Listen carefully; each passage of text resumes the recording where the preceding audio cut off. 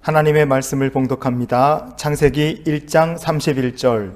하나님이 지으신 그 모든 것을 보시니 보시기에 심히 좋았더라. 아멘. 할렐루야. 기쁨으로 하나님을 예배하는 행복한 주일, 복된 성도들이 되시기를 축복합니다. 오늘 사순절 두 번째 주일을 맞이해서 우리를 사랑하시는 하나님의 마음을 알아보는 시간이 될 수 있기를 원합니다. 이제 추운 겨울도 지나고 점점 봄이 다가오고 있습니다. 그런데 날씨가 화창해지면 우리나라에서 같이 치솟는 것이 하나 있습니다. 그것이 뭐냐면 우리 사회의 자살률이 봄이 되면 치솟습니다. 1년 중에서 평균적으로 자살률이 가장 낮은 시기가 바로 2월 달입니다. 2020년에 993명, 21년에는 1012명, 22년도에는 868명이 2월 달에 스스로 목숨을 끊었습니다. 그런데 꽃이 피는 봄이 오면 이 숫자가 위로 치솟습니다. 2020년 4월 달에는 1120명, 21년도에는 1210명, 22년도에는 1186명이 4월 달에 스스로 목숨을 끊었습니다. 그래서 봄이 되면 보통 한 20% 정도 자살률이 늘어납니다. 왜 봄이 되면 자살률이 치솟는 것일까? 새해가 시작되면 많은 사람들이 올 한 해 좋은 일이 있기를 소망하며 마음의 기대를 가지고 한 해를 시작합니다. 올해는 한번 열심히 살아보자. 올해는 잘 될 거다. 이런 마음을 가지고 한 해를 시작해요. 그 마음을 가지고 한 3, 4개월 열심히 살았습니다. 하지만 내 삶이 여전히 똑같습니다. 꽃피는 봄이 오고 세상이 좋아지는 봄바람이 부는 것 같은데 내 인생은 아직도 겨울이고 인생이 좋아질 기미가 도무지 보이지를 않습니다. 그러다 보니 희망을 품었던 마음이 어느덧 낙심과 절망으로 꽉 차게 되는 것입니다. 그런데 옆에서 내 이 허전하고 아픈 마음을 달래줄 사람도 없고 나의 축 처진 어깨를 도닥여줄 사람도 없습니다. 그러다 보니 어떻게 됩니까? 마귀의 유혹이 순식간에 사람의 마음에 비집고 들어와서 안타까운 결정을 하게 되는 것입니다. 여러분, 우리가 세상에서 외톨이입니까? 그렇지 않습니다. 우리는 절대로 외톨이가 아닙니다. 요한이서 1장 2절과 3절을 보시면 우리 안에 거하여 영원히 우리와 함께할 진리로 말미암음이로다. 은혜와 긍휼과 평강이 하나님 아버지와 아버지 아들 예수 그리스도께로부터 진리와 사랑 가운데서 우리와 함께 있으리라. 아멘. 우리는 외톨이가 아닙니다. 왜냐하면 이 말씀처럼 하나님께서 택하신 백성에게 영원토록 은혜와 긍휼과 평강을 공급하여 주십니다. 우리는 외톨이가 아닙니다. 예수 그리스도께서 진리와 사랑 가운데서 우리와 늘 함께 하시기 때문에 그렇습니다. 우리는 외톨이가 아닙니다. 천국을 가는 그날까지 진리이신 성령께서 우리와 늘 함께 하시기 때문입니다. 그러니 마음이 지쳐가고 어깨가 무거워지셨습니까? 여러분, 그때마다 이 말씀을 꼭 기억하시기 바랍니다. 나에게는 하나님이 계시다. 우리에게는 날마다 새 힘을 주시는 하나님이 계십니다. 은혜 베풀어 주실 하나님이 계십니다. 그 하나님이 지금도 저와 여러분을 붙들고 계심을 믿으시기 바랍니다. 그럼 하나님 어떤 분이십니까? 하나님은 우리를 어떻게 생각하실까요? 오늘 말씀을 통하여 우리를 향하신 하나님의 마음을 같이 한번 나눠봤으면 좋겠습니다. 창세기 1장은요, 천지를 창조하신 하나님의 창조에 대해 말씀합니다. 그런데 하나님께서 천지의 창조를 이어가실 때마다, 하나의 역사가 끝날 때마다 하나님 보시기에 좋았더라, 이 말씀을 연거푸 반복합니다. 그래서 하나님 보시기에 좋았다는 말씀이 창세기 1장에 7번 등장합니다. 그리고 마지막에 하나님께서 이렇게 말씀하셨어요. 오늘 본문이죠. 하나님이 지으신 그 모든 것을 보시니 보시기에 심히 좋았더라. 아멘. 보시기에 심히 좋았더라 그랬어요. 이 말씀이 우리에게 희망이 되는 말씀입니다. 왜 그렇습니까? 인간은 하나님께서 손수 지으신 작품이고 보시기에 심히 좋은 존재이기 때문에 그렇습니다. 저 여러분은 하나님 보시기에 심히 좋은 백성임을 여러분 믿으시기 바랍니다. 강남에요, 칠산 빌딩이라는 게 있습니다. 이 건물 위치가 어디에 있느냐? 2호선을 타고 가시면 선릉역이 있어요. 선릉역의 2번 출구에 내리시면 2번 출구 앞에 공사를 한창 하고 있는 건물이 하나 딱 있습니다. 선릉역 2번 출구다. 야, 이 강남에서도 좋은 땅 아닙니까? 그 좋은 땅에 이 건물이 2006년도에 건축을 시작했습니다. 그런데 여러 가지 이유로 이 칠산 빌딩은 중간에 조금 짓다가 건축이 멈추고 또 좀 하려 그러다가 또 건축이 멈추고 그래갖고 15년 동안 뼈대만 세워놓은 채 강남의 흉물로 남아 있습니다. 그 모습이 참 흉물스러워요. 왜냐? 그게 건축물이기 때문에 그렇습니다. 여러분, 창조와 건설은 차이가 분명하다는 것을 기억하십시오. 건설이라는 것은 완성돼야 그나마 아름다움을 갖출 수 있고요. 완성이 되어야지만 재구시를 할 수가 있습니다. 아니, 뚜껑을 덮지 않은 건물을 무슨 수로 쓰겠습니까? 벽을, 창문을 마감을 하지 않은 건물을 어디다 써먹겠습니까? 건축이라는 것은 완성이 되지 않은 건물, 아무 쓸모가 없는 거예요. 게다가 완성되지 않은 건물은 주변 풍경하고도 어울리지 않습니다. 을씨년스러워요. 미완성 상태로 건물을 내비둔다? 여러분, 그거는 흉가가 되고요. 어느 순간 보면 슬금슬금 쓰레기가 쌓이고 나중엔 범죄의 소굴로 전락하고 맙니다. 하지만 창조는 다릅니다. 하나님이 창조하신 피조물은 그 자체로도 참 아름다워요. 가만히 들여다보면, 자세히 들여다보면 볼수록 하나님 지으신 창조의 세계가 참으로 신묘막측하고 아름답다는 것을 우리가 보게 됩니다. 여러분, 돌 중에 흑요석이라는 돌이 있습니다. 아마 흑요석, 깜장색 아주 반들반들거리는 예쁜 돌인데요. 근데 그 흑요석 돌을 탁 깨트리면 아주 날카로운 조각으로 딱 깨집니다. 이 쪼개진 흑요석이 얼마나 날카로운가. 의사들이 수술할 때 쓰시는 칼이 있죠. 그걸 메스라 그러지 않습니까? 의료용 메스가 얼마나 날카로운지 피부에다 딱 갖다 대면 팍 째집니다. 그런데 그렇게 날카로운 의료용 메스인데 그 의료용 메스랑 흑요석 쪼개진 거를 현미경으로 들여다보면 흑요석 쪼개진 부분이 의료용 메스보다 더 날카롭습니다. 엄청난 거죠. 의료용 메스보다 하나님 지으신 창조의 세계 돌멩이가 더 날카롭고 더 매끄럽게 보입니다. 여러분, 동물이건 식물이건 광물이건 크건 작건, 여러분, 모든 것들 하나님 지으신 창조의 세계는 참 신비롭고 놀랍고 아름답습니다.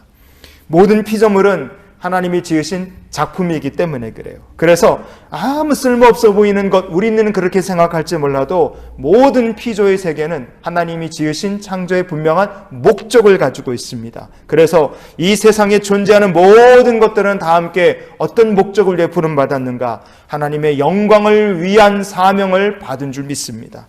여러분, 그래서 사람의 손으로 건설된 것과 하나님이 지으신 창조의 세계는 확연히 다르다는 것을 여러분 잊지 마시기 바라요. 그럼 우리는 어떤 존재입니까? 우리는, 성경은 우리가 하나님이 지으신 피조물이라고 말씀합니다. 즉, 인간은 건축물이 아니라는 뜻입니다. 인간이 자격을 완전히 다 갖춰야 아름다운 존재가 되느냐, 쓸모있는 존재가 되느냐? 아닙니다. 우리가 소위 말하는 스펙을 다 쌓아야지만 아름다운 인생이 되느냐? 아닙니다. 우리가 사람 구실을 해야지만 하나님께서 우리를 대접해 주실 것인가? 아닙니다. 모든 인간은 그냥 그 존재 자체가 하나님 보시기에 아름다운 거예요. 왜냐? 우리는 하나님의 영광을 위해서 살도록 이 땅 가운데 지음받았고 부름받은 존재이기 때문에 그렇습니다. 그래서 우리 모두는 다 하나님 보시기에 좋고 참 아름다운 존재라는 것을 여러분 믿으시기 바랍니다. 우리가 하나님이 주신 피조물이에요. 그래서 앞으로 어떤 고난이 닥쳐도 하나님께서 능히 이길 힘을 우리에게 주실 것입니다. 우리가 피조물이기 때문에 하나님의 영광을 위해 살아야 됩니다. 그래서 이 땅을 사는 동안에 어떤 슬픔이 오고 어떤 실패가 다가와도 하나님께서 우리에게 감당할 힘과 능력을 주시고 다시 일으켜 세워 하나님의 영광을 위해 살도록 힘과 능력을 주실 줄 믿습니다. 제가 며칠 전에 유튜브에서 우연히 전 권투 세계 챔피언 박종팔 씨의 영상을 보게 됐습니다. 국대는 국대다, 뭐 이런 제목의 영상이었는데요. 65세 된 박종팔 씨가 현 아시아 복싱 챔피언, 자기 아들 나이뻘 되는 분하고 경기 이렇게 스파링하는 영상이었습니다. 박종팔 씨가 선수 시절에 대단했잖아요. 46승 1무 5패 그리고 39KO승. 레전드 중에 정말 레전드입니다. 그런데 65세 아들뻘인 현 아시아 권투 챔피언하고 경기를 벌인 너무 즐겁고 행복해 보이는 거예요.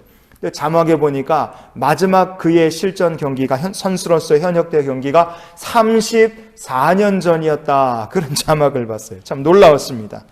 박종팔 씨에 대해서 궁금해서 검색을 해봤어요. 그랬더니 이런 기사가 있었습니다. 박종팔 씨가 선수 시절에 벌어들인 돈이 어마어마했다고 합니다.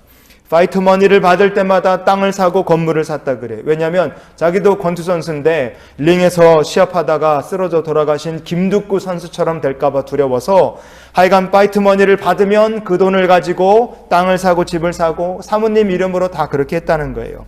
나중에 은퇴를 했는데 큰 부자가 돼서 은퇴했어요. 땅과 부동산을 보니까 부동산만 28개가 있었다 그럽니다. 하지만 은퇴하고 나니까 별의별 사기꾼들이 다 달라붙어서 그를 꼬드기기 시작했다고 합니다. 나중에는요, 사업에 연이어 실패했습니다. 사모님이 아프셔서 먼저 안타깝게 세상을 떠나셨어요. 동업하던 사람에게 사기까지 당했습니다. 그래서 교도소까지 갔다 오게 됐어요. 세계 챔피언을 했던 사람이었지만 뇌졸중이 오고 화병이 겹쳐서 몸도 제대로 가눌 수 없을 만큼 건강이 약해졌어요. 인생이 바닥까지 떨어진 겁니다. 내가 이렇게 살아서 뭐하나 이런 생각이 들었어요. 인생을 살아갈 희망을 완전히 잃어버릴 때 그는 아예 죽겠다고 산을 찾아갔어요. 어설프게 떨어졌다가는 다치기만 할 테니까 확실히 죽기 위해 높은 데서 뛰어내리자. 그래서 그는 산꼭대기로 올라갔습니다. 그런데 죽으려고 찾아간 수락산에서 지금 재혼하여 함께 사시는 아내분을 만나게 됐다고 합니다. 그래서 죽으려고 찾아갔던 수락산에다가 거기다 조그만 식당을 차리고 다시 새로운 인생을 시작했다고 합니다. 박종팔 씨 이렇게 말씀하더라고요. 낙심하고 절망했을 때는 세상에 아름답고 귀한 것이 하나도 보이지 않더랍니다. 그런데 다시 살 마음을 먹으니까 산도 아름답고 물도 좋고 세상 모든 것이 다 아름다워 보이더라. 그가 그렇게 얘기했어요. 성도 여러분, 하나님께서 세상을 아름답게 창조하셨습니다. 하나님이 지으신 세상 모든 것이 여러분의 눈에도 아름답게 보이실 수 있기를 축복합니다. 여러분의 눈에 하늘의 달과 별이 아름답고 낮의 태양도 산과 들에 부는 바람도 내리는 천둥과 비도 다 아름답게 보이실 수 있기를 바랍니다. 왜냐 하나님께서 아름답게 지으셨기 때문에 그래요. 그런데 우리 심령이 건강하지 못하면 어떻게 됩니까? 아름다운 이 세상을 보고도 아름다운 줄을 몰라요. 오히려 우울해하고 한숨을 쉬게 됩니다. 죄로 인하여 타락한 인간은 그렇게 우울할 수밖에 없어요. 아름다운 세상을 바라볼 수 있는 눈도 죄와 함께 같이 어두워지고 타락해버렸기 때문에 그렇습니다. 그래서 절망 속에서 하나님이 지으신 세상을 바라보지 못하고 오히려 이 세상이 지긋지긋하고 사는 게 지옥 같다고만 생각을 하는 거예요. 여러분, 그러나 하나님 지으신 세상 아름답습니다. 그래서 우리가 이런 생각이 악한 생각이 마음에 들 때 어떻게 해야 되겠습니까? 성경 말씀을 기억해야 합니다. 왜냐? 성경은 계속해서 우리에게 하나님이 보시기에 좋았더라고 말씀하시기 때문에 그래요. 거듭해서 말씀해 주십니다. 왜냐하면 우리에게 기억하라는 거예요. 모든 피조물은 하나님 보시기에 좋았다. 저와 여러분의 삶도 하나님 보시기에 지금도 좋고 아름답다는 것을 여러분 잊지 마시기 바랍니다. 우리가 하나님의 자녀이기 때문에 그래요. 하나님의 자녀가 되었던 것은 어떤 의미입니까? 하나님의 자녀가 되었다. 인류의 타락으로 시작한 절망의 물결, 실패의 물결에 몸을 맡기는 인생이 더 이상 아니라는 거예요. 우리는 하나님의 자녀입니다. 그래서 우리는 이제 놀라운 축복의 물결, 은혜의 물결에 우리의 인생을 딱 맡기고 우리의 삶을 맡기며 살 수 있게 되었다는 뜻입니다. 그래서 우리가 예수님을 영접했다. 그것은 하나님의 선하신 계획 가운데 우리의 몸과 삶이 온전하게 회복이 될 것이란 뜻이기도 합니다. 그러니 이번 한 주간도 하나님의 은혜의 물결에 내 인생을 맡기고 가정을 맡기고 신앙의 여정 다 맡기시는 귀한 성도들이 되시기를 축복합니다. 베드로전서 5장 7절에 이렇게 말씀하죠. 너희 염려를 다 주께 맡기라. 이는 그가 너희를 돌보심이라. 아멘. 여러분의 모든 인생의 염려, 문제들 다 하나님께 맡기실 수 있기를 축복합니다. 그때 우리의 모습이 하나님 보시기에 참으로 아름답고 참으로 귀하고 좋은 모습으로 온전히 회복될 줄 믿습니다. 그래서 우리가 이런 기도로 이번 한 주간을 살았으면 좋겠어요. 하나님, 이번 한 주간도 우리의 모든 염려를 주님께서 맡아 주시옵소서. 창세기 1장 22절에 하나님이 그들에게 복을 주시며라 그랬어요. 하나님께서 약속하셨어요. 복을 주시겠다. 이 축복의 약속 그들에 붙들고 한 주간도 하나님이 주시는 축복의 물결에 몸을 맡기시는 성도들이 되시길 바랍니다. 그래서 생육하고 번성하는 복을 누리는 우리 모두가 되기 원합니다. 십자가의 길을 걷는 성도들과 주님이 이번 주도 함께 하실 것입니다. 하나님 보시기에 심히 좋았더라. 이 고백이 우리의 고백이 되고 우리의 감사가 되고 우리의 간증이 될 수 있기를 예수님 이름으로 축원을 드립니다. 기도하시겠습니다. 좋으신 아버지 하나님, 이번 한 주간도 우리들의 삶이 하나님께서 보시기에 심히 좋고 아름다운 복 있는 삶이 되기를 원합니다.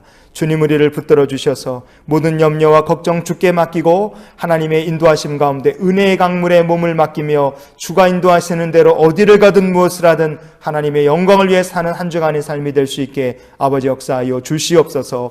이제는 우리를 사랑하신 우리 구주 예수 그리스도의 크신 은혜와 하나님 아버지의 크고 놀라우신 사랑과 성령님이 함께 동행하시며 내주 교통 역사 충만케 하신 은혜가 세상 향해 나가는 이 귀한 성도들의 앞날 위에 지금부터 영원히 주의 축복이 함께 하시기를 축원하옵나이다. 아멘.